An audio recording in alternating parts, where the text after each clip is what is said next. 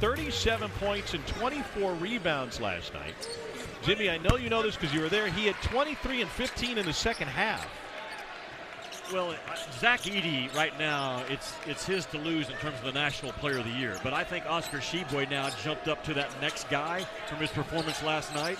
The odds makers say the same thing. Zach Edey, Oscar Tshiebwe, Jalen Wilson, Drew Timme, those are your top 4 guys in terms of the National Player of the Year right now in the middle of January. I didn't hear Brandon Miller's name. Yeah, he's climbing the charts. Lior Berman for 3, and he knocks it down. I think Auburn needs to play Lior Berman maybe a little bit more. He's a rock-solid defensive guy. You have to guard him. He's a catch-and-stick shooter. He fights the Auburn way, and Bruce Pearl is starting to grow his minutes because of it.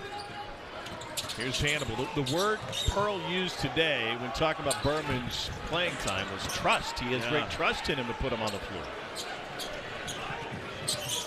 Here's K.D. Johnson into traffic. He just barreled right through. That's like LSU. You've got to get up and force Auburn to do stuff off the bounce. What out-of-bounds play. Yeah, Berman, really nice good. cut. Largest lead of the game so far for the Tigers. I'm not going to say Bruce Pearl is the best in the league out of timeouts, but there's not one better. He is so good at scouting and going right at defenders off those out-of-bounds. Assistant coach at Iowa for Dr. Tom Davis back in the 80s.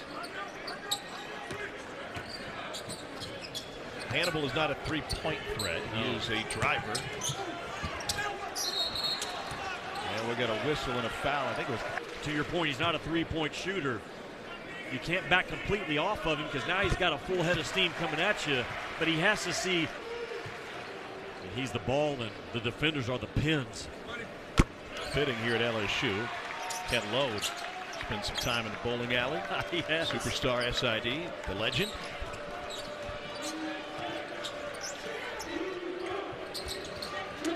Of Auburn's makes, 3 of the 5 have come from deep.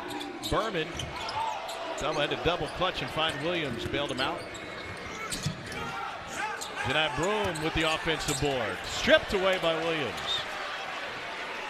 Tigers have missed their last 5 field goal attempts, trying to find some rhythm on this end. Early threes off. It's a really tough shot. The defense never had to move. The ball never got from one side to the other. Oh! Time blocked by Williams and K.D. Johnson. On most of his ghost screen actions that free him up. Explain a ghost screen quick. It's basically a fake screen or a blow-by screen. There's a lot of different terminologies, but it's a fake screen, just like that action right there. And Broom sticks with the action really well. Williams, way too strong on the jump hook. That is the shot that Auburn wants K.J. Williams to take. All night long, let him take that shot.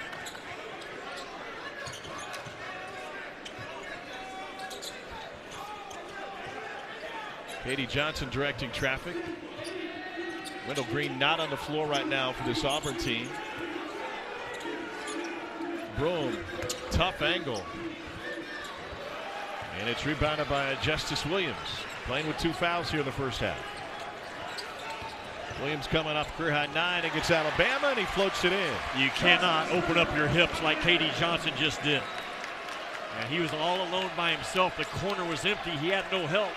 And K.D. Johnson, instead of staying squared up, a blow-by. Paint touch for Williams. And the miss brought down by Jalen Reed. Nobody picks up Reed.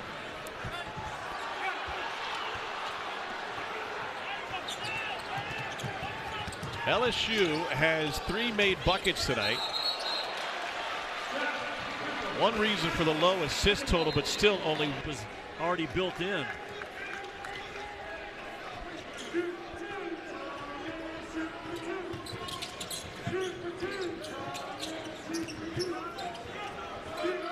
LSU 1 for its last 9, make it 1 for 10. Shooting just 19% in this game. Wendell Green Jr. back on the floor.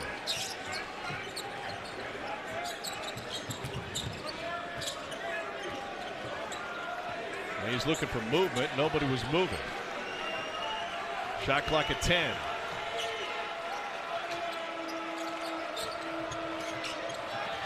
Flanagan with 2. Williams after the ball fake. Second time he's hesitated, Jimmy, when it looked like he should have pulled the trigger immediately. And second time he's missed the cut. Plus. Wendell Green. Remember how good Auburn is out after timeouts under Bruce Pearl. Berman and one. He's such a solid. You referenced him being a walk-on. He got in the game, and as soon as he got a touch, it went up. Absolutely. But he's not hesitating, playing patient or timid. There are different levels of walk-ons. Yep. We can talk that if you want to. I'm an expert in that area. That ghost screen by Williams at Auburn just has sniffed out all night long, not letting 12 and White get a free one. Hannibal with the pull-up. Nice shot. But you live with Hannibal's pull-up jump shots as opposed to letting him get downhill, get to the rim, and put fouls on your defense.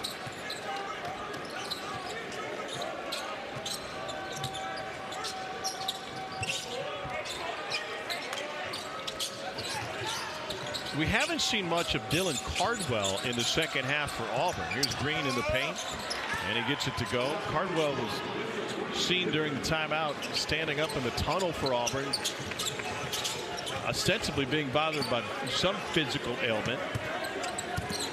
Broome tried to poke it away. Again. That last drive by Wendell Green was a basketball perspective, so I really study Kyrie's finishes at the rim, because of course everybody watches Steph, but it was interesting for a guy his size and his offensive strength. There's no fear in this kid. When you're small at this level, Tom, you have to be able to do a few things. Can you make an open jump shot when starting to be the same voice as Bruce Pearl? Pearl tells a story that they originally discovered Wendell Green Jr. when they're at a high school tournament watching Sharif Cooper. Now, Green would go from that high school tournament onto Eastern Kentucky and then eventually be wooed to leave Eastern to come to Auburn. But that's when they first saw him, and he got on their radar. Yeah. Auburn continues to run offense high. They really, Auburn, do a tremendous job of lifting you defensively and putting a lot of pressure on you to cover back cuts and drives. Katie Johnson fighting for the rebound, trying to tie it up. And they're going to say, play well for Bruce Pearl because I know he trusts me. They came out after he struggled against Georgia, and the first play against Arkansas was for Wendell, and it turned into a 4-point play. And how do you play in film sessions when you talk about guarding the ball on the perimeter?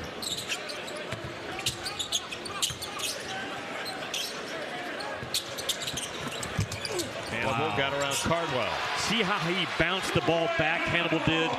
So now it becomes a downhill. He has space to get momentum at you in the mismatch. Just brute strength. And LSU now back to that extended 1-3-1, and they will trap out of it.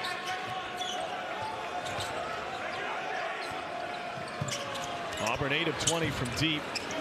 Traore with the rebound, or had it for a moment, I should say, and LSU found it. Here's Justice Williams. Whoa! Trey Hannibal with the spin. And then they were all over Jalen season. Saturday on ABC, it's a major Pac-12 matchup. 5th ranked UCLA. Adjusted offense, and they are 4th in adjusted defense. He's got some dudes that just flat out climb up into your jersey. How about Jaime Jaquez? Talking about player of the year candidates. Yeah, I think he's further down the list than some other guys think right now. I think it's Shaq Edey, since we're in LSU. Shaq Edey's to lose right now, but man, Sheboy made up a lot of ground last night with a monster game. Jalen Wilson, 38 points in a loss. He's right there as well in the conversation. Fountain had the block and then a foul, and they'll count it. This will put Jalen Williams half against Mississippi State. 15 of his 21 coming right out of the locker room. Tom, you look at this league, Tom, and clearly now there's some separation between Alabama and everyone else. I think Alabama is playing the best basketball of anyone in the country. You know, I still would have Tennessee in that second slot, but from there, 3rd, 4th, 5th, 6th, it's a real toss-up right now between Kentucky, Auburn, Texas A&M will be right there in that fight as well. Williams picks up the miss and puts it in. It should be noted, Texas A&M is still undefeated in the league. And right now they've got a 2-point lead at home against Florida. midway through the second half at Reed Arena.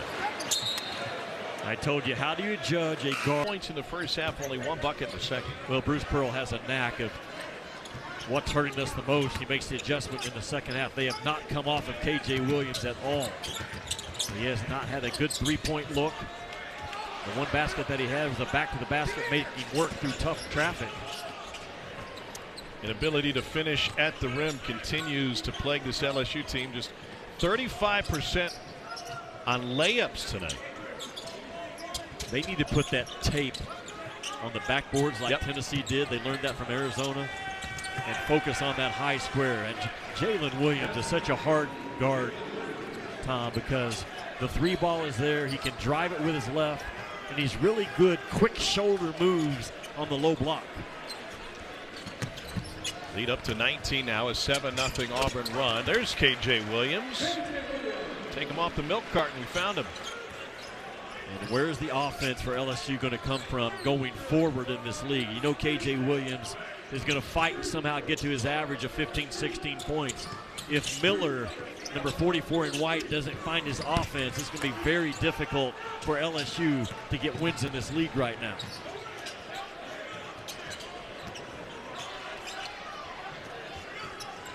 LSU's trying to snap a 4-game losing streak. Meanwhile, Auburn has won 3 in a row. That shot never got above the rim. Trey Donaldson with the sprint out. Had a bump. And that foul will be on the floor. And charged to go to 5-1 in the league. 16th in the AP poll. Winningest program in the SEC over the last 5 years as Jalen Williams gets another. I think part of it, Jimmy's one of the things we talked to Pearl about is they don't have that one superstar. Here's Williams. Every other team in the league has one guy or two guys that you absolutely have to shut down, and those 1 or 2 guys. That's a good win. It's not a great win. No, West Virginia really struggling lately. They've lost all 5 of their Big 12 games. Gave one away against Oklahoma last week. Berman with the offensive board. He is a winning player, 24 in orange, continuing his minutes to grow in the eyes of Bruce Pearl. You said that trust word. Bruce Pearl doesn't trust anyone on the floor more than he trusts Lior Berman. Berman got stripped, then looked at the shot clock. Cardwell for 3. Williams another offensive board. And Auburn's going to use some clock here with 4:45 to play.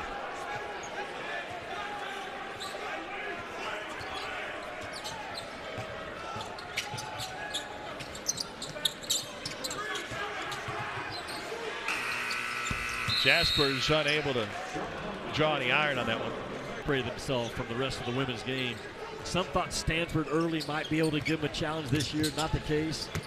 That is South Carolina's to lose again this year. Well, they might be chasing them, but Mulkey's squad has the same record, 18-0 overall and 6-0 in the SEC. Broom fouled after he picked up that KJ Williams miss. You know, Bruce talked about we don't have that one star. We don't have Jabari Smith. We don't have Jared Harper. But what he has is a bunch of really good pieces. And it's different guys every night that can step up and get you a 15, 16, 17-point game. One night it's Flanagan. One night it's Wendell Green. One night it's Jalen Williams. Janai Broom's a guy that can get you 17 or 18. So multiple guys, but their ball movement, making the defense work, has really jumped out tonight to me. Clock running out on LSU, 3:45 to play. Tigers have missed 7 of their last 8. KJ Williams off the heel. Fountain got it, and Ja from South Carolina, same home state as Trey Hannibal, who's from Hartsville, South Carolina. Rattles home the first. Games in this league, they've scored 56, 56, and 66, and they're not going to get to that number tonight. It's a defensive league, and nothing's going to be given to them until they figure out who's the second and third scorer to go along with KJ Williams. You bring up this league's reputation, well earned on the defensive side of the ball. In the NCAA tournament, where possessions shrink and points are at a premium, how does it help these SEC teams that are going to make it to the big games? Well, I think on a neutral floor, watch out. That defense is going to hold up. The question I do have about this league is there enough shot makers outside of Alabama. Alabama has the makers, as my buddy Andy Kennedy would say. Hannibal. a shot of makers. Yeah, that's right. I got a college basketball being a double-double machine once again, 37 and 24, but it seems like the spacing is really different with two shooters, Reeves and Frederick, on the floor at the same time. It certainly has helped. And you single coverage Oscar Tshiebwe last night. Oscar Tshiebwe made him pay. That will not be the case with Texas A&M on Saturday. They are a double the post with speed and quickness team. That's going to be a very difficult game in Rupp Arena for Kentucky. And John Calipari almost. Cal had on that sidelines. Katie Johnson was a teammate of Xavier Wheeler at Georgia, playing for Tom Crean before they both up of Case and Wallace at the point. There are programs where you can be hidden in the sense that if things aren't going well and you don't play, your family's going to know, but not a whole lot of other people are going to talk about it. That's not the case at Kentucky. Here's a guy who's been starting the SEC for 3 years, leading the league in assists every year. And that spotlight is awfully bright in the Commonwealth. Giori, pull up and drains it. Freshman from Tours, France. Well, what Bruce tell us at 11 o'clock today? How do you win on the road? You've got to get off to a good start. And prior to the win last night against Georgia, they go from the first out to the last team in, which tells you they are still on really shaky ground. Florida in consideration. That A&M Florida score right now, Tom, I'm not sure what it is. You're keeping track of it. So I refer to you now. Yeah, efforting. Slave to the Wi-Fi. Yeah, it's a 2-point game over on the SEC Network with about a minute to play. A&M trying to hold on and stay undefeated in the SEC. West Virginia trying to upset TCU tonight. Huggins squad really. And Bruce Pearl is livid with a 20-point lead and 32 seconds to go. Kind of the same attitude we saw from Nate Oates when his team was up 40, right? Absolutely. Throttled down. I don't think Bruce feels like he can win the SEC regular season title. I'm not so sure deep down inside he doesn't think he can't finish second. Now, stranger things have happened and Alabama can lose their rhythm. The entire league is chasing Alabama, but we must keep our eye on Auburn. They are a good team, capable of being a really good team, and possibly finish second in this league.